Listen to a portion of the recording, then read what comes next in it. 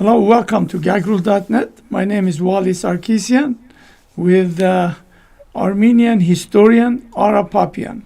I'm not going to name his other titles because today we're going to talk to him as a historian. And he has been very fond of Woodrow Wilson. And so we'll see what we learn today from him. Today is November 22, and 1920 something happened, and he's going to explain that. Ara Papyan, welcome back. Thank you. 102 years ago, on November 22nd, 1920, Woodrow Wilson, 28th President of the United States, signed the arbitral award on a Turkish-Armenian border, and that award was countersigned by Bainbridge Colby, State Secretary, and sealed with the Great Seal of the United States, which means from the date of the signing, it became as a binding international and domestic document for the United States and for the other parties of the arbitral award.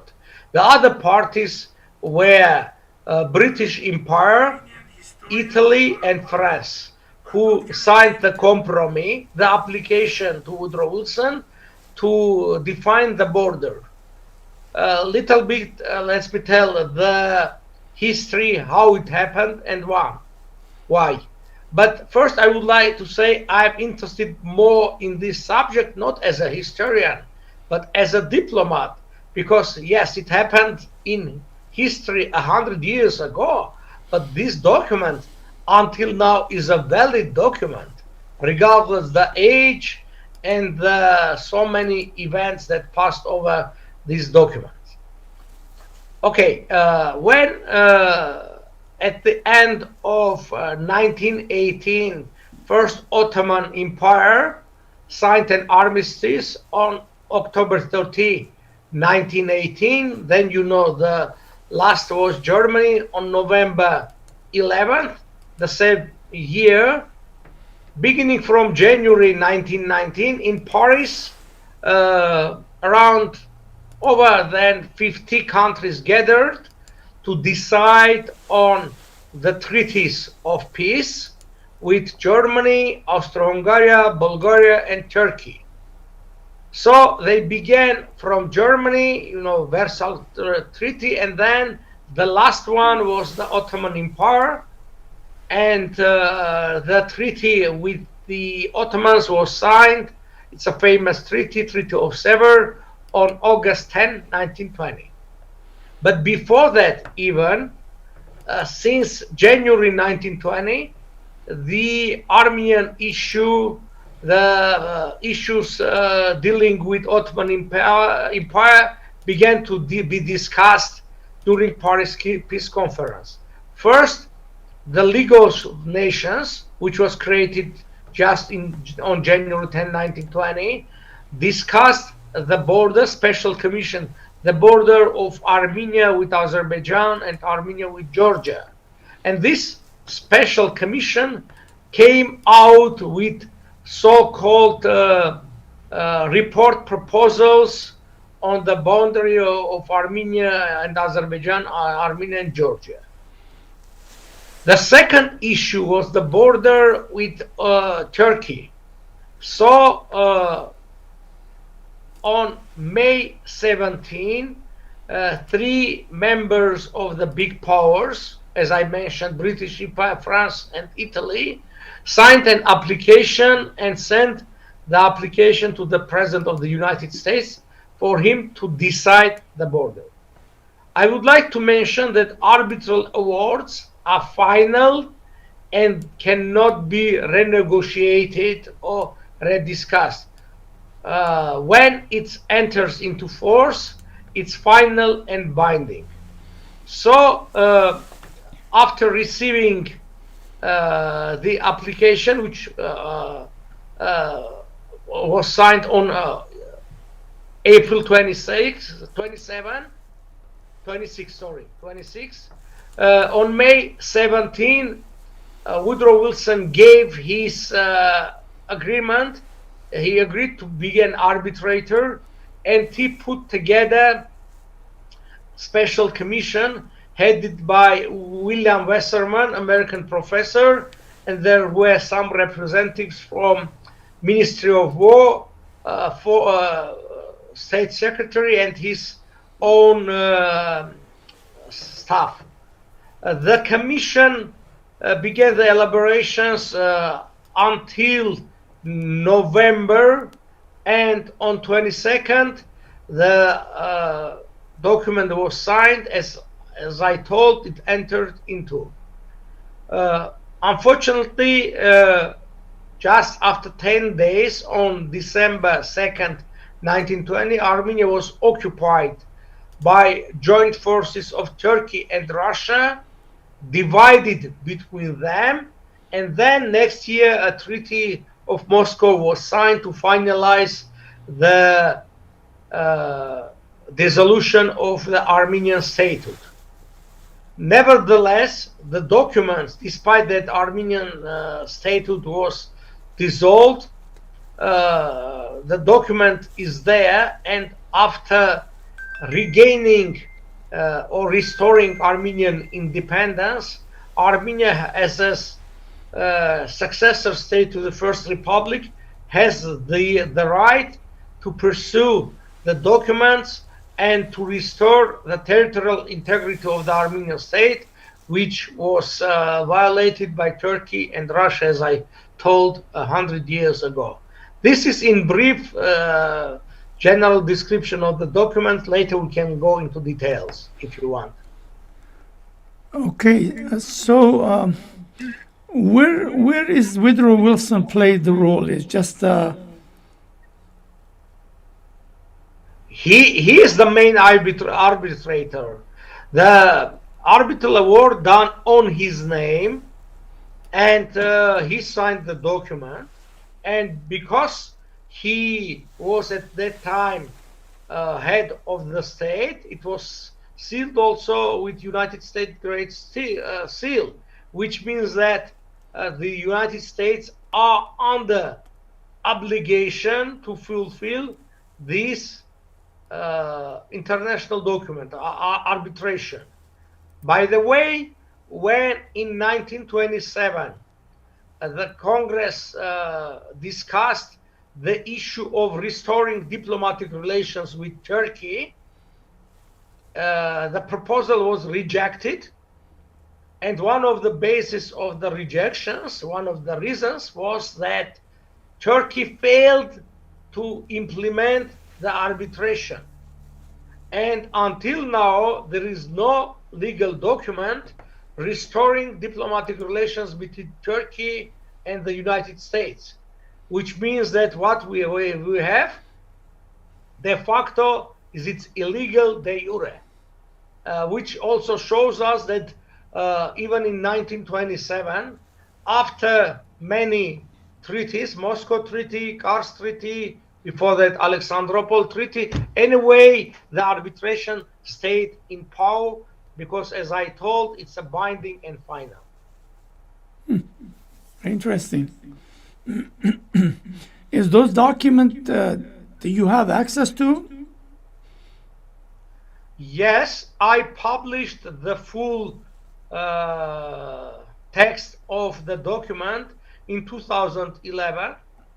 We have translated it and published in Spanish, in Russian, in Turkish. We have the German translation already ready, and we are in a process of translating into Arabic. Wow. It's very difficult to do because it's a legal document with a lot of legal terms. I tried to translate into Armenian. It was very hard, but the main problem was the shortage. But let's say in English, you have compensation, restitution, and so many other words. In Armenian, just one word. It's hatutsum or hatutsum and nothing more. But in English, because British law was so diverse. There are so many, and this is what it's great problem translating into Armenian. And if one day I will do, I for sure will put the English term just close to Armenian term to make people understand what kind of hatutsum we are talking about.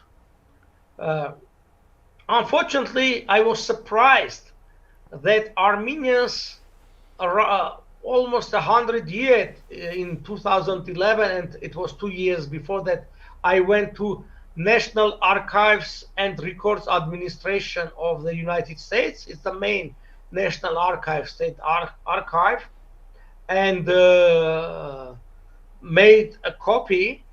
I surprised to understand that at least for 50 years before that, nobody took the document in his hands. Nobody was interested, because it's really strange, because Armenians spent so much time, money, efforts on genocide recognition, instead of spending all this on these legal documents on which we can base our demands.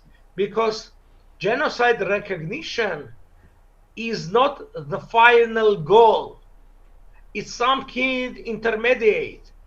It's a mean to get to the main point, which is to get what was stolen for us, be it property or land or some kind of heritage items. But my understanding is the right way is go through legal documents and through international courts, namely International Court of Justice, which usually called United Nations Court. Have anybody tried it? To apply to the court? Not yet, and nobody can do this. It can be done by the Armenian state, because when we say international court, in reality it means interstate court. Nation here it's as a state. In Armenian we say mijazgayin, and this will confuse that it is some kind of dispute between Azgs, between ethnic groups. No, mijazgayin means mijpetakan. The right translation is interstate, mijpetakan. No, unfortunately, all Armenian governments were keeping far away themselves from these documents for several reasons, because it's the easiest way not to do anything. Secondly, they are saying, okay, it's very hard, it will take time, how it's possible, it is impossible, and so on. But one of the reasons is that Armenia always was under Russian control, and the Russians have their written and non-written agreements with Turks. The written agreement is Moscow Treaty, unwritten so many times, that they have to keep Armenians under their control and not allow them really to begin their fight for their rights and demands. I have suspicion that in mid-60s, when Armenians began fighting not for their lands, before that they were always the slogans Armenian lands, merhogera, merhogera. And somebody pushed forward the idea recognition of genocide. And Armenians shift their all efforts on the recognition of genocide instead of hogere, hogere, and so. And this is why Turks and Russians were standing in the corner and were laughing on Armenians, seeing how much they spent on the idea, which actually is fruitless, because recognition of the genocide, even by the Turkey, will give nothing to Armenia and Armenians, because this recognition is not binding. Secondly, recognition does not mean a compensation. Some people put some kind of parallel between Armenian genocide and Jewish Holocaust, thinking that all this compensation Israel was getting because of Holocaust. No, there is not such a thing. There was an agreement, so-called Luxembourg Agreement from 1952 between Germany and Israel, and Germany compensated Israel for aliyah, for repatriation of the Jews to Israel. It was not a payment for the blood. It was compensation for the expenses or some other thing, compensation for unfair work and so on, but not ever. And in Holocaust, you do not have the issue of territory, because Jewish Holocaust happened not in the fatherland of Jews. It's happened with diaspora. Actually, at that time they were just diaspora. A small portion of Jewish people were living in Palestine. The majority was in diaspora.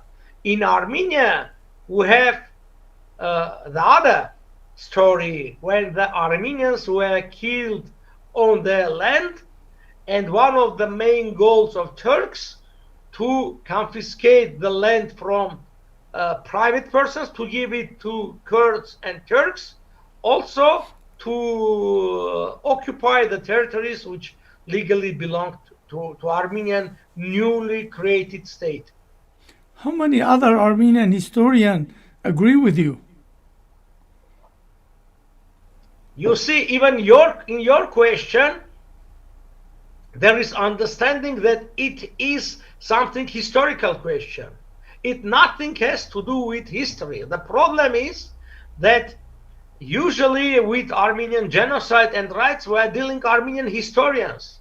They were telling stories and stories and stories. When you read a book about the negotiations, let's say how Levon Shant went to Moscow to negotiate, he went to funeral of his uncle and so on, this kind of story.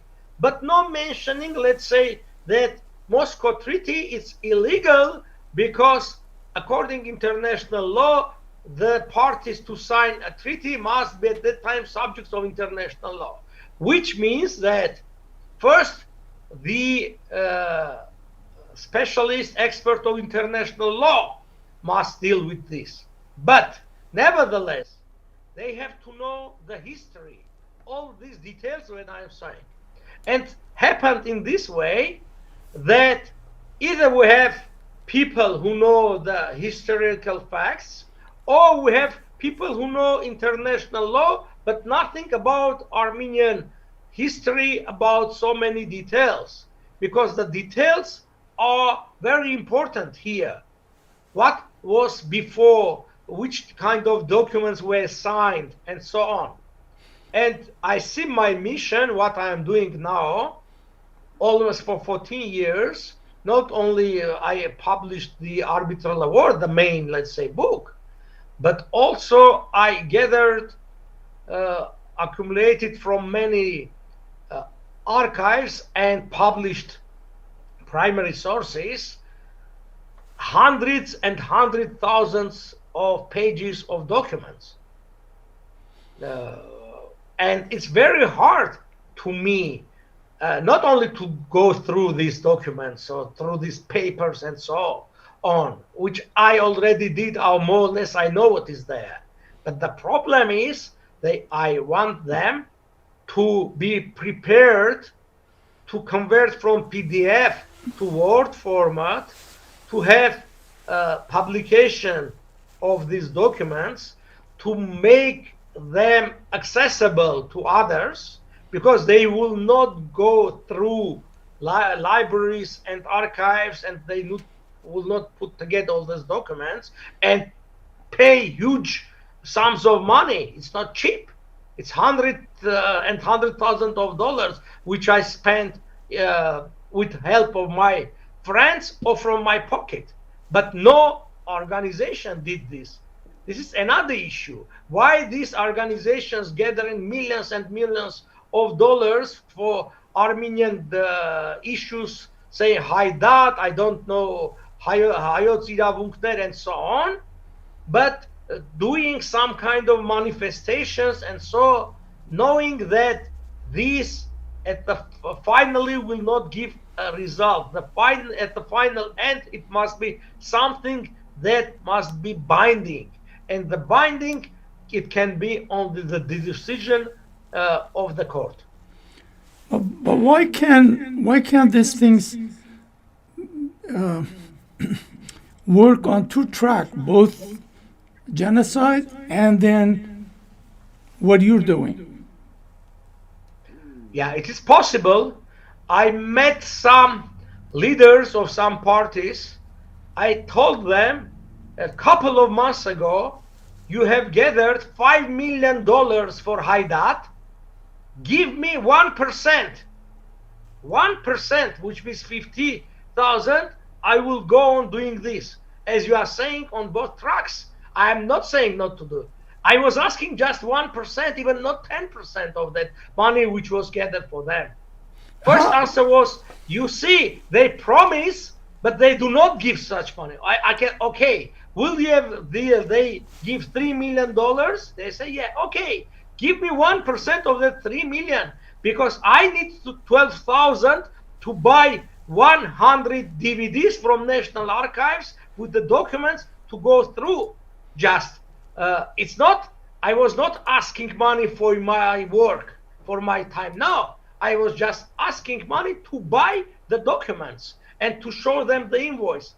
I received the promise, but as you know, promise is promise, but no a dime of money, no a cent. But do you have set up some kind of organization that you would, if they give you money, where the money goes? Because you know, money in Armenia, has lots of consequences. Which organization you mean? I mean, you set up an organization that so let's say if I want to contribute to your organization, where do people send? I have that organization from 1996. I have a website. I was disseminating the account number, everything, and so on. It's nothing changed there. It's not. Do you really think I am so naive? I haven't done this. No. But I'm just asking. The problem is, you see, the problem is the Armenian organizations will support you if you are under the umbrella. If you are neutral person, do not want to be one, they will not support you. This is reality. Even I told them, everyone, I have published some books, lot of books. If I had a sponsor, always is written, the publication of the book is sponsored by this, in memory of his father, so on. It's not the case, and I always gave the detailed report, all expenses. The problem is that even now, I had no office for at least for 4 years, even not a place to put my books and to do what I was doing. Just a month ago, I got from my friend 2 rooms, small rooms, where I can have some papers and do my work. Even more, I have problem with one of my friends from New York, New Jersey, who said me that who gave before that, before 2018, an office where I organized some special courses and I was doing the research. Then he told me, Putini dem kekhosis, Rusneru dem kekhosis, and he just didn't allow me to get into office, and even worse, he confiscated all my books and my copies of archives, which I paid from my pocket, $1,000. And I'm after waiting 3-4 years, I'm suing him in the court to get back my books, which I paid from my pocket, or it was donation from himself, and it's a written donation. It's a list. He gave the money. I bought for modus vivendi, not personally for me, but now these books are in a way in a grave. I cannot use them because the office is closed. I'm sure that already there are about 5,000 copies of books, volumes of books, but as I heard, half of them already I cannot find, even if I will win in the court. And some of these books were very important, some of them very expensive, but they are in single in Armenia. In Armenian other libraries, it's impossible to find because it wasn't just a number of books. Is this creative library? What does he need for doing this research? Is this an individual or this is an organization you're talking about? I'm talking about Raj Gabrielian from New York. He is shareholder of Frank Muller watches. So it's individual. And he is individual, yes. I'm suing him, who really helped me previously, but I think that he was put under very strong pressure by Russians and by Turks to make me stop doing what I am doing, because before the Turks contacted me, they promised bribe, big money. I rejected them. Then they decided just doing nothing. And then maybe they overpassed me. They pressured Raj because he is of Turkish Istanbul origin. He has also Turkish citizenship and so on. Then also is very pro-Putin. I don't know why, because he never gets something positive from Putin or Russians. But you see, there are in diaspora a lot of Armenians that just have some kind of imagination of Russian support of Armenians and so on. But my understanding was that, okay, it's up to them, up to him. If he don't want to support me, it's okay. I couldn't imagine that one day he will close the door and my books will be seized, kept him just far from me. Even I told him, you don't need the books. Okay, I have there 28 computers, copy machines. Okay, take all this. I don't want this. Give me my books. Nothing. Wow. Okay, we actually have to go back to arbitral award, but it was important saying why the results which could be much bigger, I cannot give this output because I do not have these documents with me. I do not have the books. I do not have other means to do this. This is incredible. I don't believe it. So how much damage this Pashinyan, when he says we have no demand on our territory or anything, and he said the genocide is locomotive, is the diaspora, how much damage is that did? Actually, it can cause really damage, because in international law there is an understanding, there is a notion which called estopel. Estopel is the situation when you with your words or your actions show that you agree, you come to consent with the situation. Which means that when you say, I do not have any demands, the arbitral award will stay in power. It cannot be changed.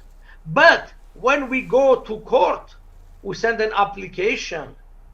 Maybe, I'm not sure, but maybe they will say, okay, but your head of the state government told that you do not have any demands, which means it's closed the case. How now you are coming to court and asking to a judgment or something else?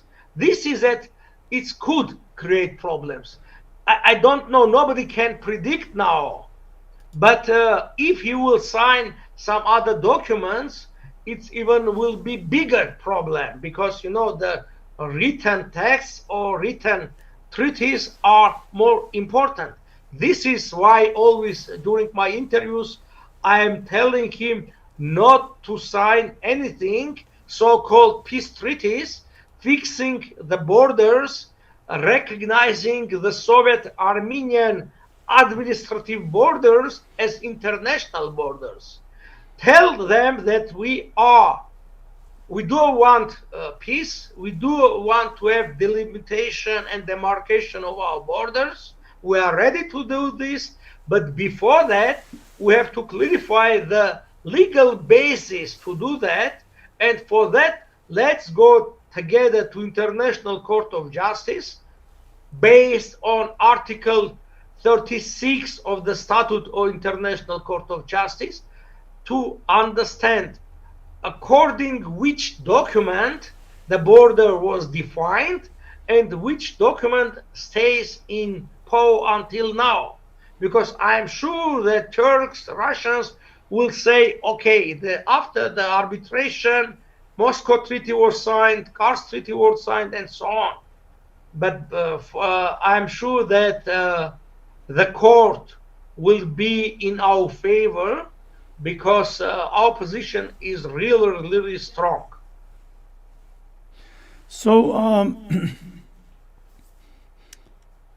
is this guy, do he contact historians like you on base of this international issue, or who is advising him? Nobody is advising me. I'm advising myself. No, not you. No, not you. Not you. I'm talking about Pashinyan. Who is he consulting? Pashinyan. Okay. First, in 2003, I approached Kocharian at that time. Being an ambassador, it was easier. I passed him a written text. It was called New Opportunities for Armenian Foreign Relations. Why I did this? Because during our meeting, his meeting with ambassadors, he asked that, okay, think what new kind of possibilities, leverages we can find for our foreign relations. And I wrote some 8-9 pages in more or less in details, in a way a guideline, as now mentioned, a kind of map, what we have to do.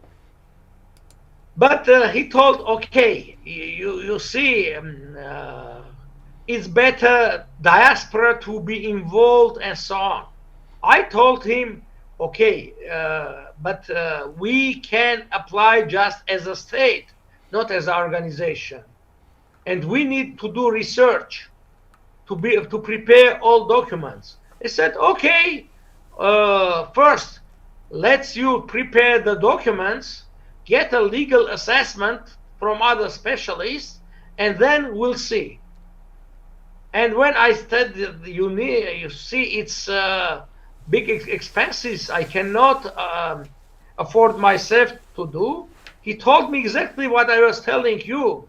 But where are going that millions and millions of dollars for Haidat if you are not receiving anything? Okay, what I could answer.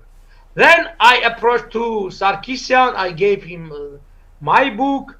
We agreed that I will have the presentation of arbitral award during the first Armenia Diaspora Conference at the end of May 2011. really I was supported by the aides of Sarkisian, his assistants, and I was preparing. I already put PowerPoint projector in the hall to speak in the conference room.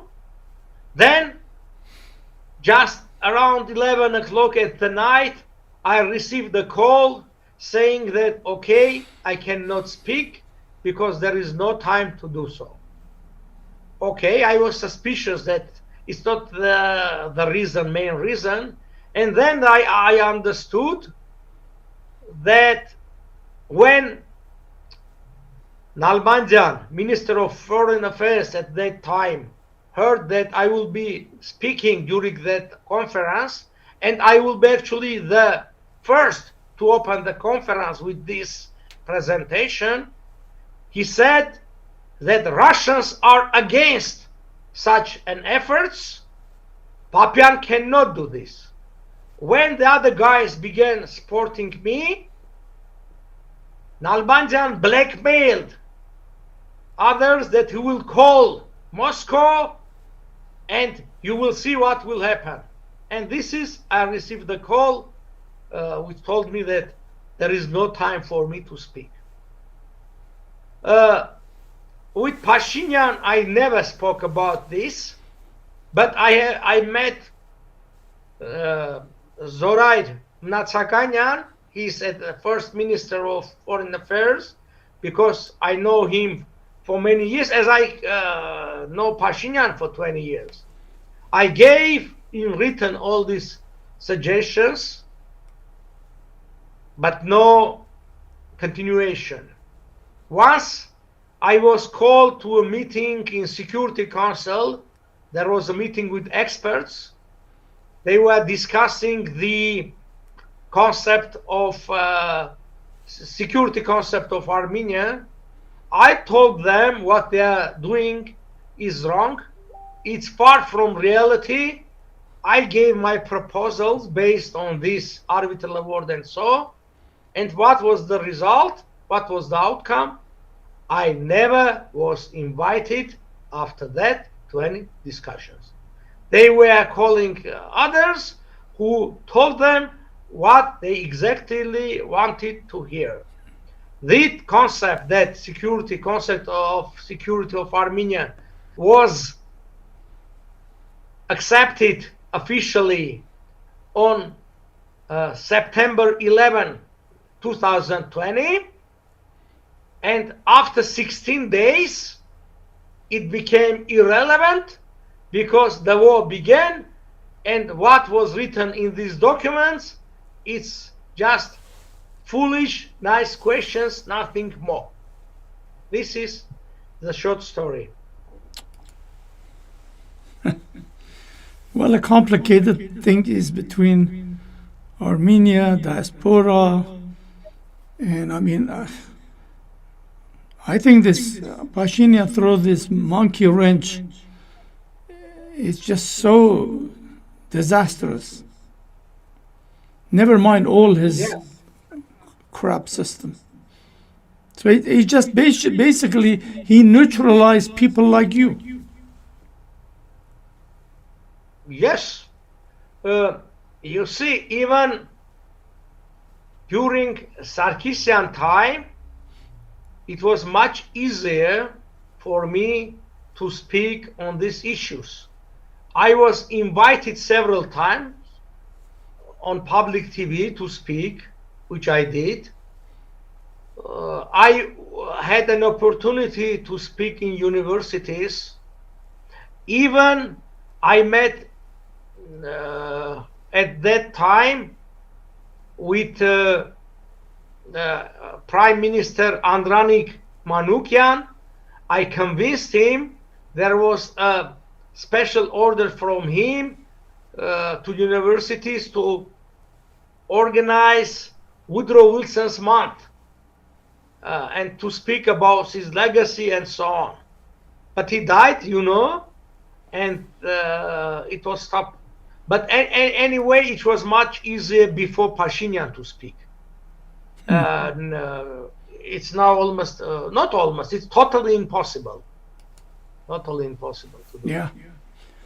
Yeah, he's running like a dictator, so how could you talk to a dictator, Yeah, you were asking who is advising him. He had, at the beginning of his tenure, two advisors. Arsen Kharatyan, who was advisor for political issues in foreign affairs, and Arsen Gasparian, economic issues of foreign affairs. He fired both of them because they have some kind of disagreement. They were telling that what he was doing it's not right to do. He fired them within the first year, and until now he has no foreign affairs advisors, no one. When he in the morning wakes up, it depends what kind of mood he will be. He will say anything what he wants, he's doing, and then exactly the opposite the next day he will tell. Yeah. It depends in what kind of mood he is at that time. He will speak foolish things. Nobody will tell. Let's say his understanding is that we have an agriculture university, and he will say, okay, why the university that the main is the agriculture must be in the city? Let's move this agriculture university to a village or somewhere else. He has no understanding that university education is not only, let's say, when you go to lectures, you go to museums, you go to ballet, you meet people, you read in library the books, and you have to have laboratories and so on. It does not mean that if the research object is agriculture, it's the same thing that you will say that why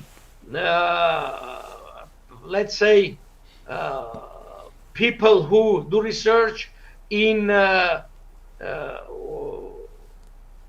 history, they must do removed from modern cities into somewhere an old castle and study there because it deals with history. The same thing with foreign affairs. When you ask him or his team, do you have any calculation what would happen with Armenian economics if you open the borders with Turkey without preconditions? Because they think that Armenia will benefit. But all calculations shows that Armenian economy will be just crushed on the Turkish economy.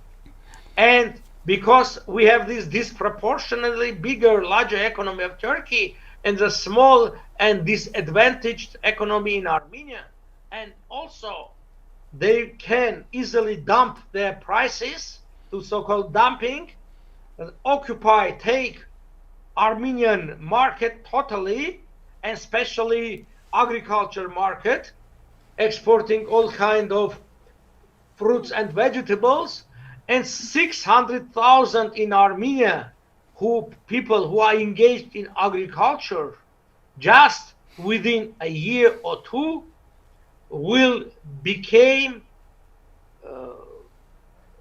poor, and the only way for them will be to leave for Russia from Armenia. So let's talk about this. Is there a way this guy could be removed from chair where he's backed up by Turkey and Russia? How could you remove it? With support, unconditional, total, strong support of Armenian people, which we do not have now, unfortunately, because the majority of people, even the people who share our understanding, come to us, say, okay, you are doing the right thing, keep going on, and so other nice words, but they will not come out on the streets making us uh, much more in numbers, which is very important. Today we had a rally against this Putin's visit and collective and security treaty organization meeting in Armenia, because they betrayed Armenia and so on. The majority of people in Armenia really now understand that CSTO betrayed Armenia. They agree with us, but there were little bit more than 1,000 people with us in this rally. So tomorrow we will have another one, and we'll see how many will come out. I think around 2,000 or 3,000. But do you think those protests, because like this guy Pashinyan, he has this luxury life now, like jet every week, he's going from Moscow, having caviar with Putin, having ice cream with Aliyev, all this luxury life, Mercedes, bodyguard, hundreds of body. Do you really think even if you put 100,000 people, he's gonna just say, oh, I'm gonna resign? I don't believe so. This guy is not there to resign.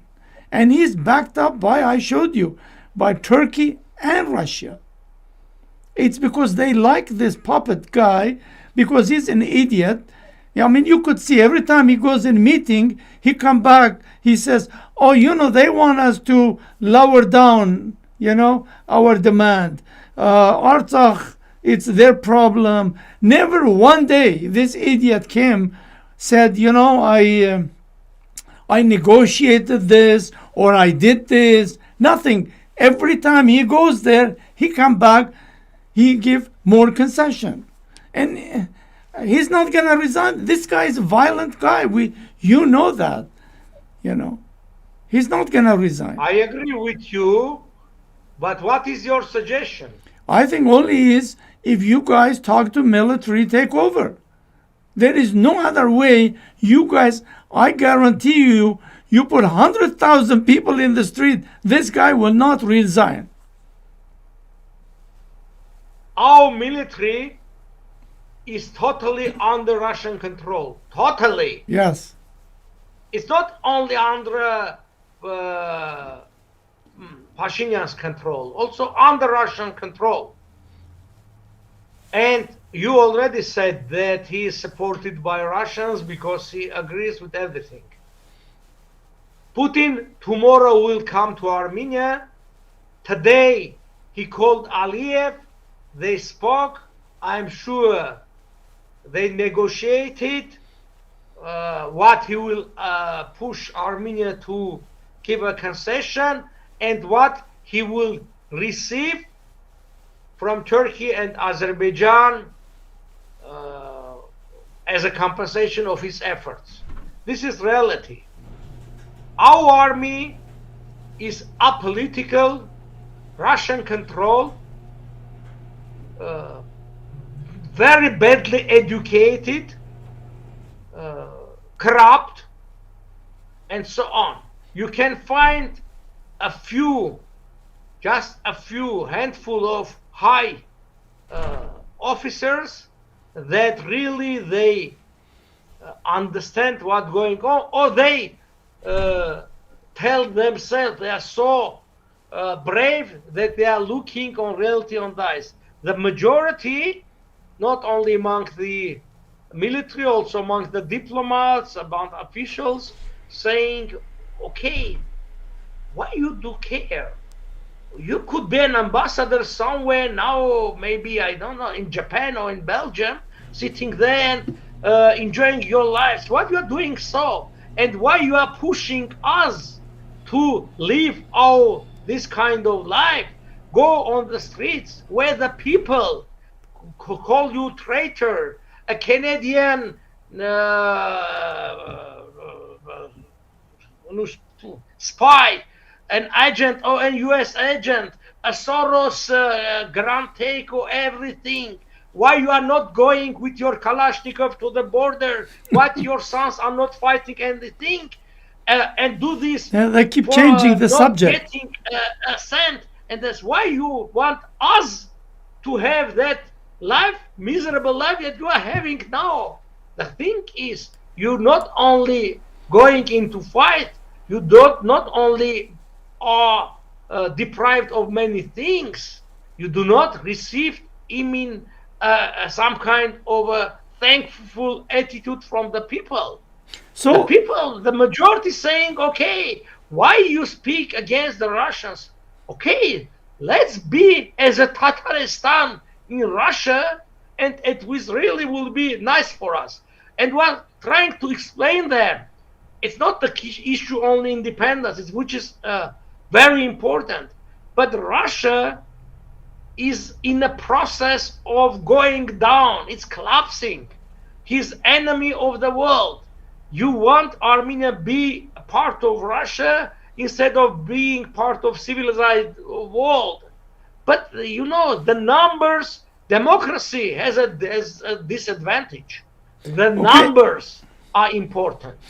And the people, the majority of people, unfortunately, are less educated to understand all these kind of messages.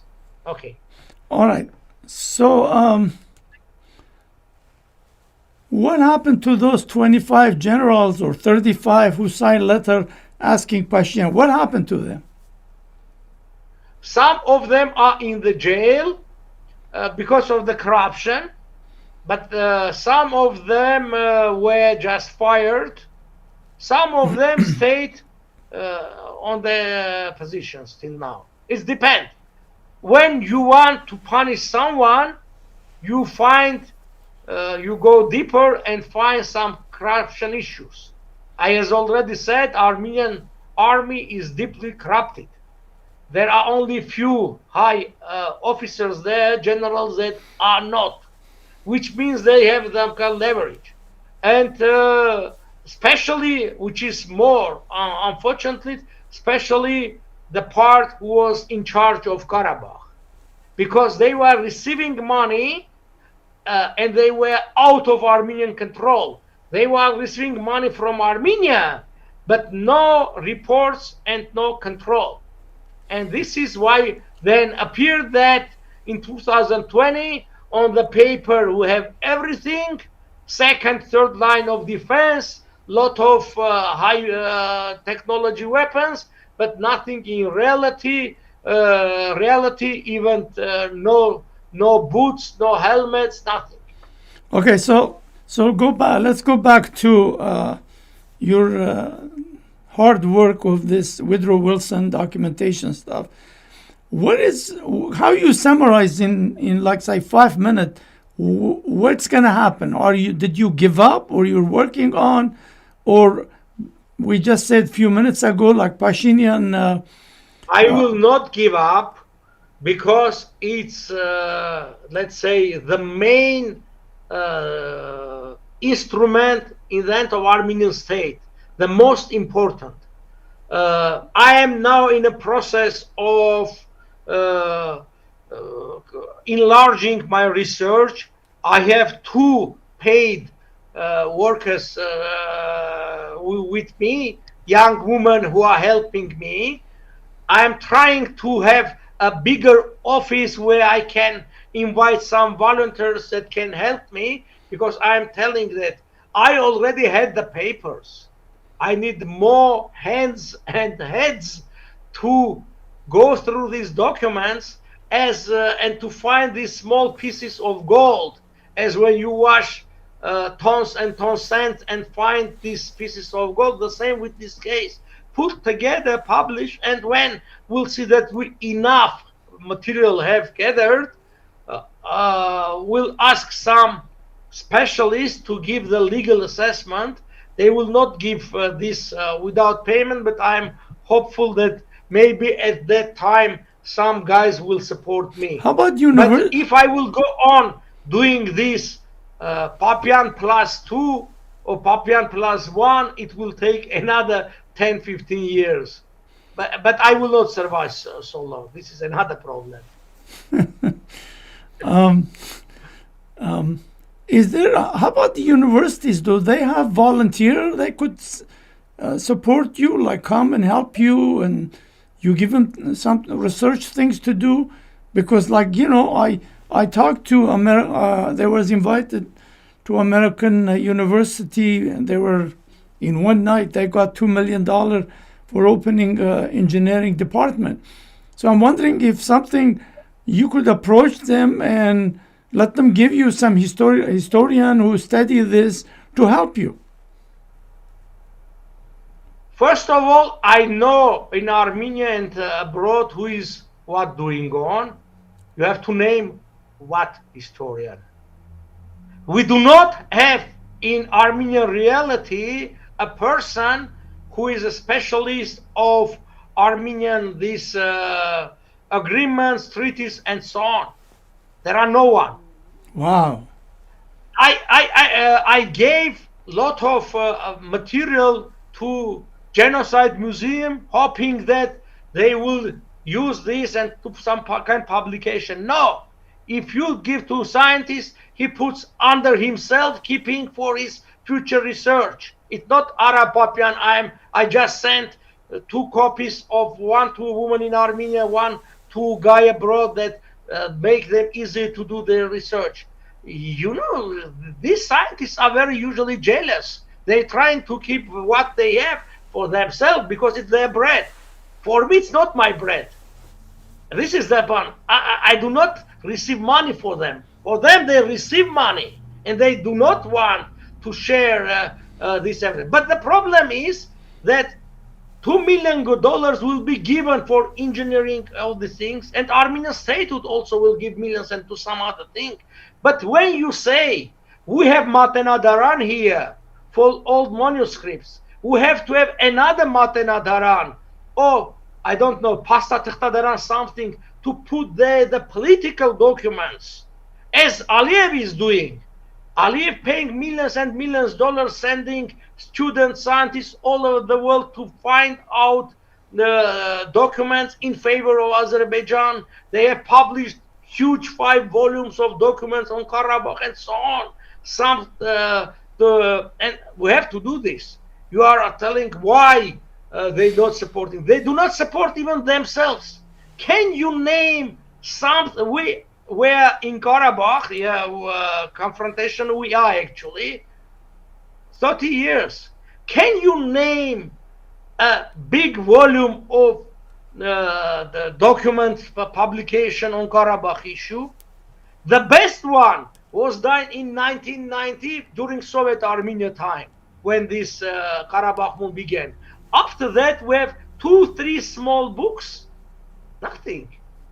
Even being, this has also because Armenians, they do not believe in law. It's some kind of Soviet Russian approach, saying that Menak Zenkovka Hayot Perkutun, and so I'm telling, if Menak Zenkovka, we cannot do anything. Whatever Zenkov, we are weaker than our neighbors, because they spend 10 times more money buying weapons, and money speaks, because you can be clever, you can be smart, you can be brave, but when the drone comes over you or a missile, you can not do anything. Yeah. And to do this, you have to buy or create something modern. But also you have to create the legal opinion and public opinion. Why nobody supported Armenia during this war, 2020? Because everybody was understanding was that Azerbaijan is de-occupying the territories that belong to Azerbaijan, and Armenians had occupied. But we had to show them that they rightfully belong to Armenia. The title of Karabakh was decided by the Special Commission of League of Nations, and it's Armenian. Actually, Karabakh was occupied in 1920 by Russian 11th Army, was given to Azerbaijan during all Soviet time, and what we were doing after collapse of the Soviets, we were de-occupying, liberating our lands that legally belong to Armenia. Because we didn't do anything. The approach, the attitude was that, the understanding, and nobody supported us. And as this is because I'm doing research in Woodrow Wilson and other issues, not only because of the part with Turkey, also with Azerbaijan as well. And this is our everyday life. Man, it's just so frustrating. It is so frustrating. Can you imagine me in my situation that I have to face this situation every day, and other problems, many other problems. But I'm not losing my hope. It's my mission. You have to do this. I don't know. Regardless what will happen in future, we need to have all these documents prepared. We have to do our homework. When 15 years ago I began doing this research, I was told US and Turkey are so close that it's always United States will support Turkey and so on. I will tell you, let's do our homework and we'll see. Yeah. And now you see that they are more and more confronting each other. There was a piece of information that in Syria, Turkish forces has bombed some kind of US facilities and so on. This going on, this tension will grow. And this is where we have to give into American hands their documents. It's not our documents. As a big hammer to hit over them because they will need to punish Turks. And then we, in a way, will have our share in this success. First, Kurds will be created an independent Kurdistan, but if we will be smart or will be prepared, we'll get our share. If not, our fatherland from Turks will go to Kurds. Pashinyan already threw the monkey wrench. He says we have no demand, but the Kurds are demanding and fighting every day. They never give up. Syria for 10 years, 11 years is fighting. We fought 45 there. We said, oops, because I personally believe the war was designed, engineered by Pashinyan Aliyev to fail, but that's another subject. Yeah, about lots of Armenians now, they're speaking against this genocide. They're speaking exactly like that. What is that actor, with the funny hair? I don't know his name. Yeah. He was video. His nickname is Yoj Sergei Danielyan. Yes. He was speaking exactly the way Erdogan was saying, we massacre Armenian because they joined the Russian. This is the guy he's telling in his video. He's saying because Tashnak. So he's throwing on Tashnak, saying Tashnak was joined the Russians. So that's why the Turk massacre. I mean, the problem is in Armenia is just exaggerating. Yes, because they give public TV to these guys, not to me.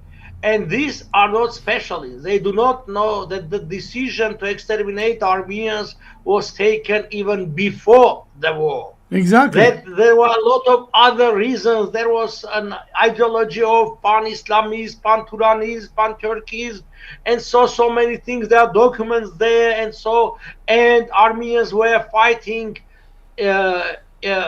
Yes, they were conscripted into Russian army, and 250,000 Armenians were fighting in Russian army, but mainly against Germans in Western Front. Only some 6,000 Armenians were in Caucasus, but 180,000 Armenians were taken into Ottoman army as well, and Armenians were fighting in Ottoman army against Ottoman enemies. In Gallipoli battle and so on, we know very brave Armenians. But what happened to that Armenians? Mainly they were taken to labor camp. far away and killed. The idea was to kill them, to have Armenians be without fighting power. Also, what is April 24? It's beheading Armenian people. Yeah. Just they took the intelligence and everything. But the problem in Armenia now, we have very unfortunate situation when everybody thinks that he is an historian, everybody thinks that he is a specialist of international law. I read every day these Facebook statements, some kinds of they have read just 2 books within their life, but they will speak with you, they will discuss with you, and so on, and you cannot prove anything. Because also these guys are motivated because they feel that somebody up there is looking for them, and if they will repeat what they want to hear, they will get some favors, and they are getting favors. You can see that a guy will get some money from government for his movie, another guy for renovation of his theater, and so on. You know, you could always hear in Armenia, unfortunately, from the prime ministers and presidents, everybody saying, well, the world, nobody recognized Karabakh. But then nobody even denied it. That's why there was Minsk group. So, you know, like they justifying the Turkish narrative, but not Armenian narrative. And this is why every time I watch, I go crazy. But which country who said that you are Armenia is occupying? They never said that, you know. But then Armenians are saying that. Anyway, so before you go, we are 1 hour now. Just to clarify the situation. Karabakh was recognized as part of the Republic of Armenia. It's called tacit recognition because the embassies in Yerevan were giving visas to people from Karabakh. And you can give the visas only to the citizens of the country where you are accredited and who live on their territory. With this move, they showed they have recognized as part of Armenia. I am also against recognition of independence of Karabakh. For what? Why Shirak not to be an independent or Sunni or Lori? Let's have 10 Armenian states and so on. No, Karabakh was Armenian according international law. It was recognized by other countries after 90 was as part of Armenia and so on. But you see, Pashinyan speaks what he wants to speak. Everybody will support him. Some of not. But the second ones not will be given any microphone to speak out. Yeah. Unfortunately, we have over 1 hour. We need to. I'll talk to you when we close this. Don't go away. I thank you very much for coming. We throw in other stuff too, but as Woodrow Wilson story, it's very interesting. I always interested in that. But we'll talk. I have a couple of things, to suggest to you. And just I want to add, you were asking, on PayPal, there is an account, Modus Vivendi Center. Modus Vivendi Center. It's our center. And if somebody wants to do donations, they can go and donate to Modus Vivendi Center. How much they want. Okay, well, send us that link, all that, and I will send. And then I will send you. We'll attach it. Yeah, well, so I'll give you like 30 seconds. You could finish it, and then we'll close it. Okay, stay hopeful. I am sure that in the world there are many positive changes for us, regardless of our authorities in Armenia. The West is paying more attention to South Caucasus. Turkey is becoming closer to Russia and will create a lot of problems with him. We need to be prepared. We need to be ready for new order which will be created in Near East within these 5-10 coming years. This will be a window of opportunities. If we lose totally. Thank you very much. We really appreciate you took your time. I know you were very busy today, all over the place. You are welcome. Yeah, it's your knowledge is very important for Armenians. But stay there for a minute. Don't go away. For our viewers, thank you for watching. As you could see, the man is a library of information, is a treasure, and Armenian must use his brain, his talent, or his advice, not to have an idiot like Pashinyan just go decide, oh, well, we don't need our land from Turkey. Diaspora is the locomotive for things. And this is the problem. We need people like Ara, Papyan to explain and do all this stuff. Thank you very much, and we'll see you in next episode. Have a nice day.